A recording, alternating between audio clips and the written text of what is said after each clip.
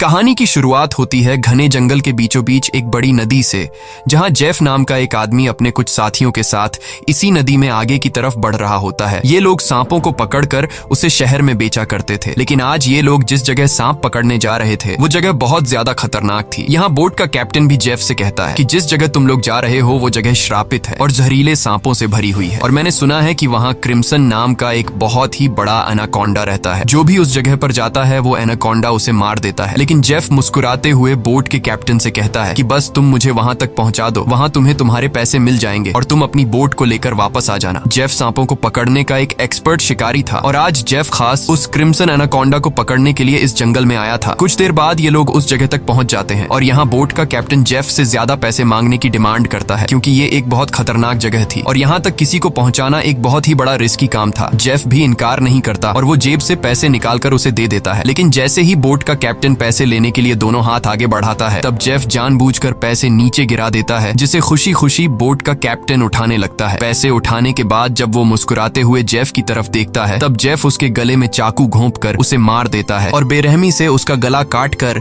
नदी के पानी में उसका सिर फेंक देता है। ये सब कुछ नदी के किनारे खड़े जेफ के साथी भी देख रहे थे। जेफ को ऐसा करते देखकर वो दोनों बहुत ज्यादा डर जाते हैं। इसके बाद जेफ अपने दो साथियों के पास आता है और उनसे कहता है कि अगर तुम दोनों ने भी मुझे धोखा देने की कोशिश की तो तुम्हारा भी यही हाल होगा। इसके बाद ये तीनों जंगल में आगे बढ़ते हुए एक जगह पर पहुंचते हैं, जहां उन्हें सांपों की एक बड़ी मूर्ति दिखाई देती है और ये देखते हुए जेफ कहता है तो आखिर क्रिम्सन एनाकोंडा की कहानी सच थी। दूसरी तरफ जेफ के साथियों को बहुत सारे सांप मिल जाते हैं, जिन्हें देखकर वो भी बहुत ज्यादा खुश हो जाते हैं। इसके बाद ये दोनों जल्दी से सभी सांपों को पकड़कर बैग में बंद करने लगते हैं, जबकि जेफ इन छोटे सांपों पर ध्यान नहीं देता और वो इस जंगल के सबसे बड़े सांप, जिसका नाम क्रिम्सन एनाकोंडा है, उसे ढूंढने लगता है। अब इन दो साथियों ने जो सांप कपड़ों के बैग में भर दिए थे, उन सांपों को अकेले एक साथी बोट तक लेकर आता है। वो देखता है कि जेफ ने जिस आदमी का गला काटकर पानी में फेंक दिया था, उसकी सर कटी लाश कुछ दूरी पर पानी में खड़ी है। ये देखकर उसे अपनी आंखों पर यकीन नहीं आया। तभी वो लाश अचानक पानी में डूब गई और तैरते हुए एक बड़ी सी चीज तेजी से उसकी तरफ बढ़ने लगी। वो आदमी डर के मारे तेजी से जंगल की तरफ भागने लगता है, लेकिन तभी बिजली की रफ्तार से एक बहुत ही बड़ा एनाकोंडा उसे जकड़ लेता है। वो एनाकोंडा उस आदमी की बॉडी पर लिपटकर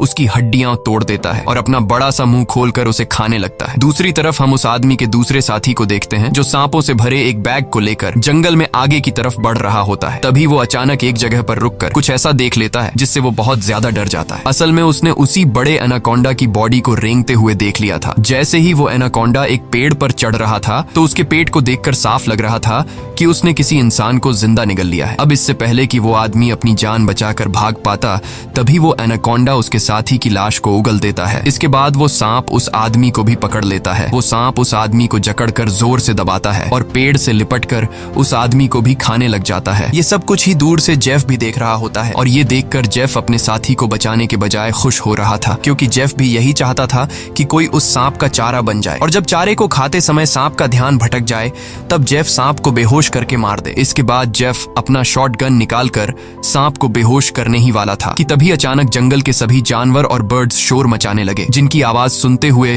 वो एनाकोंडा अपने शिकार को ऐसे ही छोड़कर चला जाता है। आखिर कुछ तो ऐसा था जिससे जंगल के सभी जानवर डर रहे थे। अब यहाँ सीन कट होता है और हमें एक सर्कस शो दिखाया जाता है। ये सर्कस अब बंद होने के कगार पर था। कोई भी इस सर्कस को देखने का इंटरेस्ट नहीं रखता था। यहाँ सर्कस के मालिक के पास बिली यांग नाम का एक लड़का आता है, जो सर्कस के मालिक को पैसों से भरा हुआ एक सूटकेस देकर सर्कस में काम करने वाले सभी लोगों को खरीद लेता है, क्योंकि उसने थाईलैंड जाकर एक नया सर्कस खोलने का प्लान बनाया हुआ था। सर्कस के लोग बिली यांग के पास इतने सारे पैसे देखकर परेशान हो जाते हैं, क्योंकि आज से कुछ साल पहले बिली यांग बहुत गरीब हुआ करता था। वो भी इन लोगों के साथ मिलकर सर्कस में काम किया करता था, लेकिन पता नहीं कि बिली यांग अब कौन सा ऐसा काम करने लगा जिससे वो रातों रात इतना अमीर हो गया। अगली सुबह बिली यांग बोट के जरिए सभी लोगों को थाईलैंड ले जाने का प्लान बनाता है। अब क्योंकि बिली यांग ने इन सभी लोगों को खरीद लिया था, इसलिए ये सभी उसकी बात मानकर बोट में बैठ जाते हैं और बोट का कैप्टन बोट को चलाने लगता है। रास्ते में बिली यांग बाथरूम में छिपकर किसी को कॉल करता है और कॉल पर वो सामने वाले से कहता है कि डिलीवरी तैयार है, जल्द ही मैं इन लोगों को लेकर तुम्हारे पास पहुंच जाऊंगा। बिली यांग की इन बातों से हमें पता चलता है कि वह बोट पर मौजूद लोगों के साथ कुछ गलत करने वाला है। कुछ दूर आगे जाने के बाद ये लोग देखते हैं कि आगे का रास्ता बंद है, जहां लकड़ी और कई सारे कंटेनर्स रखकर किसी ने रास्ता रोक दिया था। तब बोट का कैप्टन कहता है कि हम दूसरे रास्ते से जा सकते हैं, लेकिन उस रास्ते से जाते हुए हमें थाईलैंड पहुंचने में बहुत टाइम लगेगा। इसलिए बिली यांग को कैप्टन का आइडिया पसंद नहीं आता। वो कैप्टन को धमकी देता है कि जो भी हो हमें वक्त पर थाईलैंड पहुंचना है, क्योंकि वहां हमारा शो है जिसके पैसे मैं एडवांस ले चुका हूं। अगर हमने शो नहीं किया तो हम बर्बाद हो जाएंगे। कैप्टन कहता है कि अगर तुम लोग लंबे रास्ते से नहीं जाना चाहते तो फिर हमारे पास यही एक रास्ता है। वह कहता है कि हम इन सारी चीजों को बॉम्ब से उड़ा देंगे और अपना रास्ता बनाकर यहाँ से निकल जाएंगे। बिली यांग को कैप्टन की बात ठीक लगती है और वो इसके लिए तैयार हो जाता है, लेकिन उन्हें पता नहीं था कि ये लोग कितनी बड़ी गलती करने जा रहे हैं। इसके बाद ये लोग कंटेनर्स के पास बॉम्ब रखते हैं और फिर उन्हें रिमोट से उड़ा देते हैं। ऐसा करने से उनका रास्ता तो साफ हो गया, लेकिन धमाके की वजह से ढेर सारे सांप उनके बोट पर गिर जाते हैं, क्योंकि उन सभी कंटेनर्स में सांप भरे थे। डर के मारे ये लोग यहाँ वहाँ भागने लगते हैं। अब पूरी बोट सांपों से भर चुकी थी और ये सांप बोट पर मौजूद लोगों को डसने लगते हैं। यहाँ लेनी नाम की एक लड़की समझदारी से काम लेते हुए पाइप के जरिए प्रेशर से पानी खोल देती है और अपने आसपास जितने भी सांप होते हैं सबको बोट से नीचे पानी में गिरा देती है। बिली यांग डर के मारे बोट के बाथरूम में छिप जाता है, लेकिन तभी अचानक बाथरूम की छत टूट जाती है और बहुत सारे सांप बिली यांग के ऊपर गिर जाते हैं। उनसे बचने के लिए वह नदी में कूद जाता है और तैरते हुए किनारे तक पहुंचता है, लेकिन वहां पर भी एक किंग कोबरा उसके सामने आ जाता है। अब इससे पहले कि वो किंग कोबरा बिली को काट पाता, तभी कोई आदमी सांप पर पैर रखकर उसे कुचल देता है और बिली यांग की जान बचा लेता है। यह इंसान कोई और नहीं बल्कि जेफ था। अब जेफ ने बिली की जान बचाई थी, इसलिए बिली उसे अपने बोट पर ले आता है। जेफ यहाँ सभी से झूठ कहता है कि मैं एक वाइल्ड एक्सप्लोरर हूँ और एक एक्सीडेंट की वजह से यहाँ जंगल में फंस गया हूँ। तभी सर्कस के एक आदमी जिसका नाम जियाओ है, उसके कान में तेज दर्द होने लगता है। दर्द इतना ज्यादा था कि वह नीचे गिर जाता है। जब जेफ उसके कान में गौर से देखता है तो उसे पता चल जाता है कि जियाओ के कान में तकलीफ क्यों हो रही है। इसके बाद जेफ अपनी उंगली पर एक कट लगाकर उसे जियाओ के कान के पास ले जाता है और तभी जियाओ के कान से एक पतला जहरीला सांप निकलकर जेफ की उंगली को काट देता है, लेकिन सांप के काटने के बावजूद जेफ को कुछ नहीं होता और वह उस पतले सांप को पानी में फेंक देता है। ये देखकर लेनी बहुत हैरान हो जाती है और सोचने लगती है कि आखिर सांप के काटने के बाद भी जेफ पर जहर का असर क्यों नहीं हुआ। लेनी भी सांपों के बारे में जानकारी रखती थी। वह जानती थी कि एक सांप के जहर से इम्यून होने के लिए इंसान को बहुत सारा सांप का जहर अपने शरीर में डालना पड़ता है, तब जाकर उस इंसान पर सांप के जहर का असर नहीं होता। ये सारी चीज वह बिली यांग को भी बताती है और कहती है, मुझे जेफ ठीक नहीं लग रहा। तुमने भी देखा कि सांप ने उसे उंगली पर काटा, लेकिन जेफ को कुछ नहीं हुआ। लेकिन बिली यांग लेनी की बातों पर ध्यान नहीं देता और कहता है कि हमें जेफ का शुक्रिया अदा करना चाहिए, क्योंकि उसने मेरी और हमारे एक साथी की जान बचाई है। दूसरी तरफ जेफ इस बोट के कैप्टन से मिलता है। जेफ बोट के कैप्टन को ढेर सारे पैसे देकर एक नक्शा दिखाता है और बोट के कैप्टन से कहता है कि अगर तुमने मुझे नक्शे पर बताई गई जगह पर पहुंचाया तो मैं वहां पहुंचकर तुम्हें और भी ढेर सारे पैसे दूंगा। कैप्टन उस जगह का नाम सुनते ही बंदूक उठाकर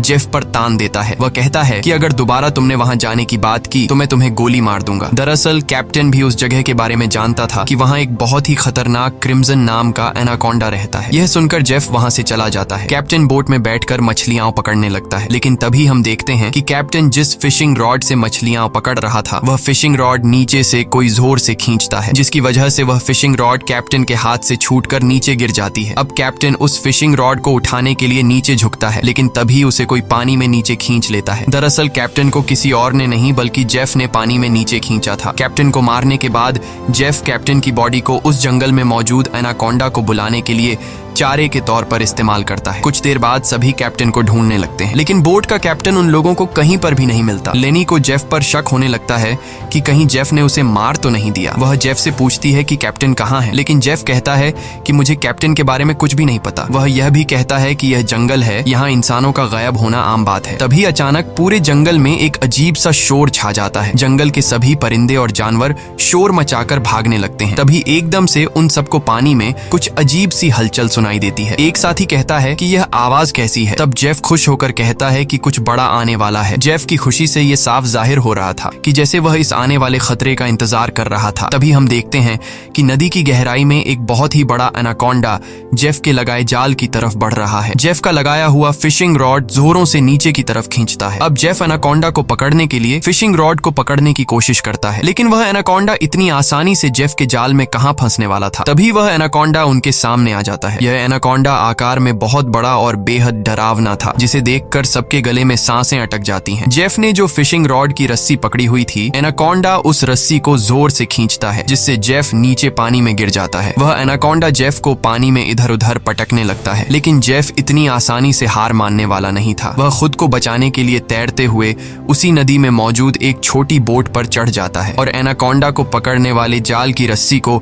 उसी बोट से बांध लेता है। अब वह बोट पर खड़े होकर एक नुकीले औजार से उस एनाकोंडा पर वार करता है, लेकिन उस वार से एनाकोंडा पर कुछ ज्यादा असर नहीं होता। एनाकोंडा जेफ को पकड़ लेता है। वह एनाकोंडा जेफ के साथ साथ उस बोट के ऊपर लिपटकर नीचे पानी में डुबो देता है। दूर खड़े ये लोग यह सब कुछ देख रहे थे और उन्हें लगता है कि जेफ मारा गया, लेकिन अगले ही पल जेफ तैरता हुआ पीछे से वापस बोट में आ जाता है। ये देखकर सभी लोग हैरान रह जाते हैं। अब जेफ फिर से पानी में एनाकोंडा ढूंढने लगता है, लेकिन उसे नहीं पता था कि एनाकोंडा अब पानी में नहीं बल्कि उसके पीछे बोट की छत पर है। एनाकोंडा सबके सामने अपने मुंह से कैप्टन की बॉडी को उगल देता है। ये देखकर बोट पर सभी लोग बहुत डर जाते हैं। ये लोग एनाकोंडा से खुद को बचाने के लिए इधर उधर भागने लगते हैं। वह एनाकोंडा कमरे में बंद सर्कस के 2 साथियों को मारने ही वाला था कि तब भी पीछे से जेफ हाथ में एक नुकीला औजार लिए एनाकोंडा पर हमला कर देता है, जिससे एनाकोंडा और भी ज्यादा गुस्सा हो जाता है और अब एनाकोंडा जेफ की तरफ बढ़ने लगता है। लेकिन जेफ एनाकोंडा से खुद को बचाते हुए उससे छिप जाता है, मगर एनाकोंडा भी जेफ का पीछा नहीं छोड़ता। वह जेफ को ढूंढने के लिए बोट के अंदर घुस जाता है, जहां बोट के अंदर सर्कस के बाकी लोग भी छिपे हुए थे। लकीली एनाकोंडा बिली और डायना को देख नहीं पाता। वह उनके ऊपर से रेंगते हुए खिड़की से होकर बोट से बाहर निकल जाता है। ये सभी लोग बोट के कोने कोने में छिपे हुए थे। एनाकोंडा इन लोगों को ढूंढते हुए जब बाथरूम की तरफ जाता है तो वह एक बच्चे और जियाओ को देखता है। एनाकोंडा तुरंत उन दोनों पर हमला कर देता है, लेकिन यह दोनों खुद को बचाते हुए वहां से निकल जाते हैं। अब उनके पास लेनी भी पहुंच जाती है। जैसे ही एनाकोंडा लेनी पर हमला करता है, तब जियाओ समझदारी से काम लेते हुए एनाकोंडा के सिर के आगे एक मटका लाता है, जिससे एनाकोंडा का सिर मटके के अंदर फंस जाता है। मटके से अपना सिर निकालने के लिए एनाकोंडा तड़पने लगता है और इसी हलचल में यहाँ पर केरोसिन ऑयल का गैलन गिर जाता है। एनाकोंडा अपने सिर से मटके को निकालने के लिए पूरी तरह से बेकाबू हो जाता है। वह यहाँ वहां खुद को मारता है और आखिर में वह अपने सिर को बोट से पटक कर मटके को तोड़ देता है, जिससे उसका सिर आजाद हो जाता है। लेकिन आजाद होते ही पीछे से जेफ एनाकोंडा के गले में रस्सी का फंदा डाल देता है। इससे पहले कि जेफ उस एनाकोंडा को पकड़ पाता, तभी नीचे केरोसिन ऑयल गिरने की वजह से बोट में आग लग जाती है और आग धीरे धीरे बढ़ते हुए बोट में रखे बमों तक पहुंच जाती है, जिससे बोट में ब्लास्ट होने लगते हैं। तभी बोट में एक बहुत ही बड़ा ब्लास्ट होता है। अब बोट पर मौजूद सभी लोग खुद को बचाने के लिए पानी में कूद जाते हैं, लेकिन जेफ ने एनाकोंडा के गले में रस्सी बांधी थी, जिस वजह से वो भाग नहीं पाता और आग में जलकर मर जाता है। ये लोग जैसे तैसे तैरते हुए नदी के किनारे तक पहुंच जाते हैं। जहाज को जलता देखकर बिली यांग रोने लगता है। वह इस वजह से रोता है कि ये लोग अब समय पर थाईलैंड नहीं पहुंच पाएंगे। सर्कस के बाकी लोग बहुत ज्यादा डरे हुए थे, क्योंकि ये सभी जंगल के बीचों बीच थे और अब उनके पास वापस जाने के लिए बोट भी नहीं था। लेनी समझ चुकी थी कि इन सब का जिम्मेदार जेफ है। उसने इनके जहाज को एक जाल के तौर पर इस्तेमाल किया। वह जेफ से कहती है, अगर तुमने ऐसा न किया होता तो यह इतना बड़ा खतरा हम पर न आता। जेफ जवाब में कहता है कि तुम लोग जानते भी हो कि इस एक एनाकोंडा की कीमत कितनी है। अगर तुम लोगों ने इसे पकड़ने में मेरा साथ दिया होता तो आज हम सब करोड़पति होते। पैसों का नाम सुनते ही बिली यांग की आंखें चमक उठती हैं। वह थाईलैंड जाने का प्लान कैंसिल कर देता है और दौड़कर जेफ के पास आता है और कहता है, मैं तुम्हारे साथ हूँ। बताओ इस एनाकोंडा को पकड़ने के लिए हम क्या कर सकते हैं और हमें पैसे कैसे मिलेंगे। उसके बाद जेफ एक मैप निकालता है और उन्हें दिखाते हुए कहता है, अगर तुम लोग मेरी मदद करोगे तो इस मैप के जरिए मैं तुम्हें 1-2 दिन के अंदर थाईलैंड पहुंचा दूंगा। अब यहाँ बिली यांग और टीम के बाकी लोग जेफ के बोट तक जाने के लिए मान जाते हैं, लेकिन लेनी को जेफ पर बिल्कुल भी भरोसा नहीं था, इसलिए वह वहां जाने से इनकार कर देती है। तभी सर्कस टीम की एक लड़की की तबीयत अचानक खराब होने लगती है। जब बिली यांग उसके कंधे को देखता है तो उन्हें पता चलता है कि उस लड़की को एक बहुत ही खतरनाक मकड़ी ने काटा है, जिसके जहर से वो मर भी सकती थी। ये देखकर जेफ वहां पर मौजूद सभी लोगों से कहता है, मेरे पास एक ऐसी दवाई है जिससे उस लड़की का इलाज हो सकता है, लेकिन वह दवाई मेरे बोट में रखी गई है। अगर तुम इसका इलाज करना चाहते हो तो तुम्हें मुझे मेरी बोट तक पहुंचाना होगा। अब न चाहते हुए भी लेनी जेफ के साथ चलने को तैयार हो जाती है। कई घंटों के सफर के बाद जब एक साथी नदी का पानी पीने लगता है, तब जेफ उसे रोक देता है और जेफ सभी से कहता है, यहाँ का पानी कभी भी मत पियो। यहाँ के पानी में ऐसे कीड़े हैं जो पानी पीते समय इंसान के अंदर चले जाते हैं। इसके बाद वो कीड़े उस इंसान के अंदर ऐसी प्यास लगाते हैं कि वो पानी पीते पीते खुद को नदी में डुबाकर मार देता है। रास्ते में इन लोगों को भूख लग जाती है। तब जेफ पास के पत्थरों से एक सांप पकड़ता है और फिर ये लोग सांप का जहर निकालकर उसे पकाते हैं और उसे खाकर गुजारा करते हैं। इसके बाद ये लोग फिर से अपना सफर जारी रखते हैं। कुछ देर बाद रात हो जाती है। रात को ये लोग पहाड़ के एक सुरंग में रुकते हैं जहाँ ये लोग आग जलाते हैं और जेफ साइड पर बैठा अपनी मैप पर बने हुए एनाकोंडा को देख रहा था। जेफ उस समय के बारे में सोचता है जब वो एनाकोंडा उसके सामने आया था। वो एनाकोंडा जेफ को मारने ही वाला था, लेकिन जेफ समझदारी से काम लेते हुए एक लकड़ी की बॉक्स में खुद को छुपा देता है। वो बॉक्स एक ढलान में रखी हुई थी, इसलिए जेफ बॉक्स को धक्का देकर रगड़ते हुए नीचे नदी तक पहुंच जाता है। अब जेफ इस बॉक्स से खुद को निकालने की कोशिश तो करता है, लेकिन बदकिस्मती से जेफ उस बॉक्स में हमेशा के लिए बंद हो गया और काफी समय तक जेफ उसी बॉक्स में फंसा रहा। इसके बाद ये लोग आते हैं। इन लोगों ने रास्ता खोलने के लिए डायनामाइट लगाकर कंटेनर तोड़ दिए, जिसमें से जेफ बाहर निकल गया और उनके साथ मिल गया। सीन फिर से प्रेजेंट में आता है जहां जेफ इस मैप को देख रहा था। तभी बिली यांग उसके पास आता है और कहता है, तुम उसी एनाकोंडा को पकड़ना चाहते हो ना? जेफ कहता है, हाँ, ये एक बहुत ही बड़ा एनाकोंडा है, एक ऐसा एनाकोंडा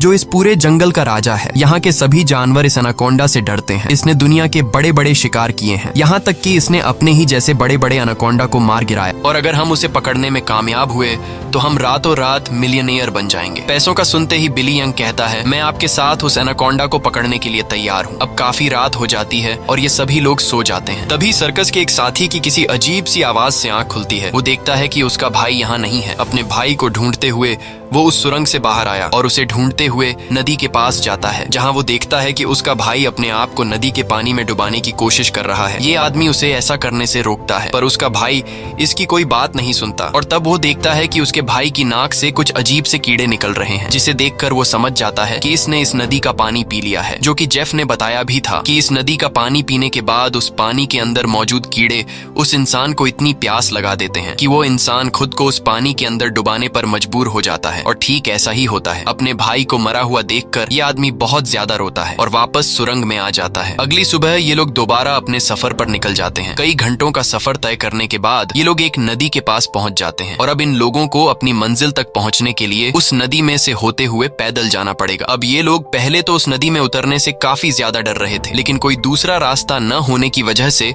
मजबूरन इन लोगों को उस नदी में उतरना पड़ता है। थोड़ा ही आगे जाने के बाद अचानक एक लड़का नीचे की तरफ इशारा करता है और हम देखते हैं कि इन लोगों को एक बड़े एनाकोंडा ने चारों तरफ से घेर लिया है। इनका एक साथी जिसका भाई रात को ही मरा था, वह डर के मारे सबके पीछे आ रहा था, लेकिन तभी पीछे से एक बड़ा एनाकोंडा उस पर हमला कर देता है और उसे बुरी तरह से जकड़ लेता है। लेनी उसकी मदद करने के लिए आगे बढ़ती है, पर वह ज्यादा कुछ नहीं कर पाती, क्योंकि उसके पहुंचने से पहले ही एनाकोंडा उस आदमी की हड्डियों को तोड़ चुका था और फिर वह एनाकोंडा उस आदमी को अपने साथ पानी में डुबा देता है। अब ये लोग अपनी जान बचाने के लिए नदी में आगे की तरफ भागने लगते हैं। कुछ देर बाद आखिर ये सब लोग जेफ की बोट तक पहुंच जाते हैं, जहां जेफ अपने वादे के मुताबिक उन लोगों को उस लड़की के लिए एंटीडोट दे देता है जिसे कंधे पर जहरीली मकड़ी ने काटा था। अब यहाँ से थाईलैंड की जमीन भी काफी करीब थी और ये सभी थाईलैंड जाने के लिए निकलते हैं, लेकिन तभी जेफ उन लोगों को रोक देता है। दरअसल जेफ इसलिए इन लोगों को इस जगह पर लाया था ताकि वो इन लोगों को चारे की तरह इस्तेमाल कर सके। जेफ उन सब लोगों से कहता है कि मैं तुम सब लोगों को वादे के मुताबिक सही सलामत यहाँ तक ले आया हूँ, लेकिन अब तुम लोगों को भी अपना वादा पूरा करना होगा, तुम्हें मेरी मदद करनी होगी। तब वो छोटा बच्चा जेफ से कहता है कि अगर तो तुम्हारी ये मदद उस एनाकोंडा से जुड़ी है तो हम तुम्हारी कोई मदद नहीं करेंगे। इनकी ये बातें सुनते ही जेफ अपनी बंदूक निकाल लेता है और बिली यांग भी चाकू निकालकर उसका साथ देने लगता है। बिली यांग सभी से कहता है कि जेफ जो भी कह रहा है तुम्हें उसकी बात माननी चाहिए। यहाँ लेनी कहती है कि तुम लोग पागल तो नहीं हो गए हो, उस एनाकोंडा को पकड़ना बहुत मुश्किल है, क्यों तुम लोग अपनी जान से हाथ धोना चाहते हो? जेफ कहता है, हाँ तुम ठीक कह रही हो, उस एनाकोंडा को पकड़ना मुश्किल तो है पर नामुमकिन नहीं, क्योंकि उस एनाकोंडा को खाते हुए जब उसका ध्यान भटक जाए तब उसे पकड़ा जा सकता है। उसके बाद बिली यांग और जेफ सर्कस टीम के 2 लोगों को रस्सी से बांधकर सांप का चारा बनाते हैं। वह बच्चा बिली यांग से कहता है, तुम ऐसा क्यों कर रहे हो? सोचो अगर हम लोग मर गए तो तुम्हारी सर्कस में कौन परफॉर्म करेगा? ये सुनकर बिली यांग जोर जोर से हंसने लगता है और उस बच्चे से कहता है कि क्या तुम लोगों ने कभी सोचा नहीं कि मैं इतनी जल्दी कुछ ही सालों में इतना अमीर कैसे हुआ? अरे पागलो, मैं तुम लोगों को थाईलैंड में सर्कस के लिए थोड़ी लेके जा रहा था। मैं तो तुम्हारी बॉडी के ऑर्गन्स को बेचकर बहुत सारा पैसा कमाने वाला था और यही मेरा बिजनेस है, लेकिन अब देखो मैंने अपना प्लान चेंज कर दिया। अब मैं जेफ के साथ मिल गया हूँ क्योंकि मैं जानता हूँ कि तुम्हारे बॉडी पार्ट्स से भी ज्यादा पैसे मुझे ये एनाकोंडा दे सकता है। दूसरी तरफ जेफ ने उन 2 लड़कियों को भी बांध दिया था और अब वो एक लड़की से बदतमीजी करने लगा था। अब यहाँ वो लड़की समझदारी से काम लेते हुए ऐसा दिखाती है कि वो जेफ का साथ देना चाहती है। जेफ उसकी चाल को समझ नहीं पाता। वो लड़की जेफ के करीब आकर जेफ के बालों में हाथ मारने लगती है और मौका मिलते ही वो लड़की जेफ की पॉकेट से गन निकालकर जेफ पर तान देती है। अब वो लड़की जैसे ही जेफ को शूट करती है तो बंदूक से गोली नहीं चलती, क्योंकि उसको बंदूक का लॉक खोलना नहीं आ रहा था। अब जेफ गुस्से में आकर उससे बंदूक छीन लेता है और उसी लड़की पर तान कर उसे मारने ही वाला होता है कि तब तक लेनी ने भी खुद को आजाद कर लिया था और वो एक शीशे के नुकीले टुकड़े से जेफ के पेट पर वार करती है। अब जेफ लेनी को धक्का देकर पीछे धकेल देता है, लेकिन तब वो दूसरी लड़की भी जेफ पर हमला कर देती है और पीछे से लेनी भी जेफ से बंदूक छीनने की कोशिश करती है। इसी हाथापाई में गोली चलने की आवाज आती है, लेकिन पता नहीं चल पाता कि ये गोली किसको लगी। दूसरी तरफ हम उन दो लोगों को देखते हैं जिन्हें बिली यांग ने एनाकोंडा के लिए चारा बनाया था। वो दोनों बेचारे डर के मारे तड़प रहे होते हैं। कुछ देर बाद एक बड़ा सा एनाकोंडा उन दोनों को खाने के लिए धीरे धीरे उनकी तरफ बढ़ने लगता है, जबकि दूर खड़ा बिली यांग मजे से ये सारा नजारा देख रहा था। बिली यांग इंतजार में था कि कब वो एनाकोंडा उन पर हमला करेगा और मैं रस्सी को खींचकर उस एनाकोंडा को पकड़ लूंगा। लेकिन वो ये नहीं जानता था कि जहां पर वो खड़ा है ठीक उसके ऊपर से एक दूसरा एनाकोंडा उस पर हमला करने के लिए आगे बढ़ रहा है। अब इससे पहले कि बिली यांग उस एनाकोंडा को देख पाता, वो एनाकोंडा उसके काफी करीब पहुंच जाता है और वो एनाकोंडा बिली यांग पर हमला करके उसे अपने साथ उठाकर ले जाता है। और तब बिली यांग के हाथ से रस्सी छूट जाती है, जिससे एनाकोंडा का चारा बने हुए दो लोगों को जाल कवर कर लेता है, जिससे उनकी जान बच जाती है। दूसरी तरफ जेफ उस लड़की को मारने की कोशिश करता है, लेकिन लेनी पीछे से आकर जेफ को एक बड़ी लकड़ी से सिर पर मारकर बेहोश कर देती है। जेफ के बेहोश होते ही ये दोनों भागते हुए अपने दो साथियों के पास पहुंच जाती हैं और उन्हें जाल से आजाद कर लेती हैं। लेकिन बदकिस्मती से जेफ को होश आ गया था और वो उनकी तरफ बढ़ने लगा, लेकिन तभी एक बड़ा सा एनाकोंडा आकर जेफ को ले जाता है। ये लोग अब जल्दी से यहाँ से निकलने की तैयारी करते हैं, लेकिन उनकी एक साथी चलने के लायक नहीं थी, क्योंकि जेफ और उन लड़कियों के बीच हाथापाई के दौरान जो गोली चली थी वो गोली उस लड़की को लगी थी। कुछ देर बाद वो लड़की उनकी नजरों के सामने दम तोड़ देती है। अब बचे हुए तीन लोग अपनी जान बचाने के लिए जेफ की बोट में बैठकर नदी से होते हुए यहाँ से निकलने लगते हैं, लेकिन तभी पीछे से जियाओ को कोई चीज लगती है। जब वो कंधे से उस चीज को उतार कर देखता है तो उसे पता चलता है कि ये एक बेहोशी वाला इंजेक्शन है। कुछ ही सेकंड बाद जियाओ बेहोश हो जाता है और जियाओ को बेहोश करने वाला कोई और नहीं बल्कि जेफ ही था, यानी उस एनाकोंडा के हमले से भी वो बच गया था और उसने एनाकोंडा का सिर काटकर उसे मार दिया था। अब जेफ उन तीनों को पकड़कर एनाकोंडा के चारे के लिए बांध देता है और उनके चारों तरफ तेज धार वाली लोहे की तार बांध देता है और साथ में वहां पर खून भी छिड़क देता है, जिसके बाद वो उनके जाल की रस्सी को पकड़कर यहाँ से कुछ दूर खड़ा हो जाता है। कुछ देर बाद कई सारे एनाकोंडास खून को सूंघते हुए उन तीनों की तरफ बढ़ने लगते हैं। ये तीनों बहुत ज्यादा डरे हुए होते हैं और उनको अपनी मौत आंखों के सामने नजर आ रही होती है। ये सभी एनाकोंडास उन तीनों को मारने के लिए उनके काफी करीब पहुंच जाते हैं, लेकिन तभी एक बार फिर से जंगल के सभी जानवर शोर मचाकर भागने लगते हैं और यहाँ पर मौजूद सभी एनाकोंडास भी किसी को देखकर एक एक करके भागने लगते हैं। लेकिन एक एनाकोंडा अभी भी उन तीनों को मारने के लिए रुका हुआ था, पर तभी वहां पर क्रिम्सन एनाकोंडा आ जाता है और वो उस अकेले रुके हुए सांप पर हमला करके उसे एक ही झटके में मार देता है। यहाँ हम उस क्रिम्सन एनाकोंडा को अच्छी तरह से देख पाते हैं, जो साइज में बहुत ही ज्यादा बड़ा और खतरनाक था, जिसे देखकर ये तीनों बहुत ज्यादा डर जाते हैं। लेकिन दूर खड़ा जेफ क्रिम्सन एनाकोंडा को देखकर बहुत खुश होता है। वो एनाकोंडा उन तीनों से लिपटकर अपना बड़ा सा मुंह खोलकर उन तीनों को खाने ही वाला था कि तभी जेफ जाल की रस्सी छोड़ देता है, जिसमें वो एनाकोंडा फंस जाता है। ये एनाकोंडा अपने आप को छुड़ाने के लिए तड़पने लगता है। वो काफी जोर लगाकर खुद को आजाद करने की कोशिश करता है, लेकिन जब वो आजाद नहीं हो पाता तब वो अपने तेज नुकीले दांतों से जाल की रस्सी काटकर खुद को आजाद कर लेता है। लेकिन अभी भी जाल की रस्सी उसके बॉडी में फंसी हुई थी, इसलिए जेफ रस्सी को मजबूती से पकड़कर उसे पकड़ने की कोशिश करता है, पर जेफ एनाकोंडा की ताकत का मुकाबला कहां कर सकता था। जेफ उसे पकड़ने की कोशिश में दो पेड़ों के बीच फंस जाता है और अब वो उन पेड़ों से बाहर निकल नहीं पाता और मौके का फायदा उठाते हुए वो क्रिम्सन एनाकोंडा जेफ की तरफ बढ़ने लगता है और जेफ को पकड़कर बुरी तरह से जकड़ने लगता है। ये तीन लोग भी अपनी आंखों से ये सारा नजारा देख रहे थे और डर के मारे जल्दी से खुद को छुड़ाने की कोशिश करते हैं, क्योंकि उन्हें पता था कि जेफ के बाद उनकी बारी है। ये लोग खुद को छुड़ाने का हर मुमकिन तरीका अपनाते हैं, लेकिन ये लोग उस जाल से निकल नहीं पाते। तभी वो छोटा लड़का अपने आप को बचाने के लिए अपने दांतों से जाल की रस्सी काटने में लग जाता है और काफी कोशिश के बाद वो रस्सी का कुछ हिस्सा काट लेता है। अब थोड़ी ही रस्सी बची थी, इसलिए वो अपने दांतों की पूरी ताकत लगाकर रस्सी को काटने लगता है, जिससे उसके दांतों से खून आने लगता है। यहाँ क्रिम्सन एनाकोंडा जेफ को बुरी तरह से जकड़ लेता है और वो जेफ को दबाकर उसकी हड्डियां तोड़ने लगता है। लगता है, जिसके बाद वो क्रिम्सन एनाकोंडा जेफ को भी जिंदा निगल लेता है। दूसरी तरफ वो बच्चा अपने दांतों से रस्सी तोड़ने में कामयाब हो जाता है और वो उन दोनों को भी आजाद कर लेता है और ये लोग नदी की तरफ भागने लगते हैं। लेकिन जेफ को मारने के बाद अब वो क्रिम्सन एनाकोंडा उनके पीछे पड़ जाता है। ये दोनों एक पेड़ के पीछे छिप जाते हैं, जबकि वो बच्चा एक लकड़ी के बॉक्स के अंदर खुद को छिपा लेता है। पर एनाकोंडा उसे देख लेता है और अब वो एनाकोंडा धीरे धीरे उस बच्चे की तरफ बढ़ने लगता है। बच्चा पूरा जोर लगाकर उस कंटेनर से बाहर निकलने की कोशिश करता है, लेकिन उस कंटेनर के दूसरी तरफ का दरवाजा बंद था। वो बच्चा चिल्लाकर उन दोनों से मदद के लिए पुकारता है और वो एनाकोंडा भी अब बच्चे के काफी करीब आ चुका था। अब इससे पहले कि एनाकोंडा उस बच्चे को मार पाता, तभी बाहर से जियाओ कंटेनर का दरवाजा तोड़कर उस बच्चे को बचा लेता है।